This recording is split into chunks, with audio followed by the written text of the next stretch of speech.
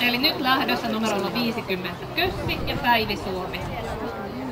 Valmistautua voivat 51 Ask, so number 51 Ask and sekä 52 Tutu. Joo, siis mä olisin mennyt niin Ne aikaa viilattiin hieman, joten hyvän tulos 4,77. mulla on niin auringon tosi suorassa, että on huomannut. Reku ainakin sääntöstä.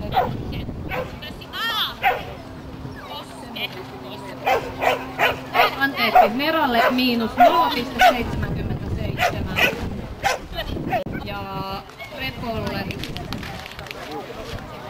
miinus 10.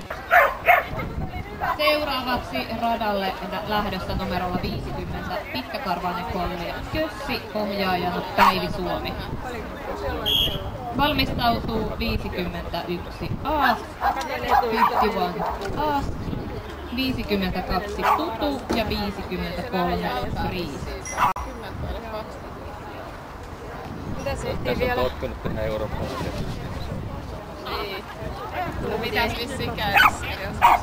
Mitä se ehtii vielä? Sitä ei siellä ilmoiteta tuolta. Se on niin sekavaa, oikeesti. Sitten joutuu koko ajan niin olemaan siellä ketisellä. No mitä täällä nyt tapahtuu? Onko siellä täällä vedossa? On ja ei. Tanskas oli siinä mitä hyvän oli. Ekana päivänä se ei opettanut kuitenkaan, mutta sitten sen jälkeen se Kävi siinä. Joo. oli hyvä systeemi.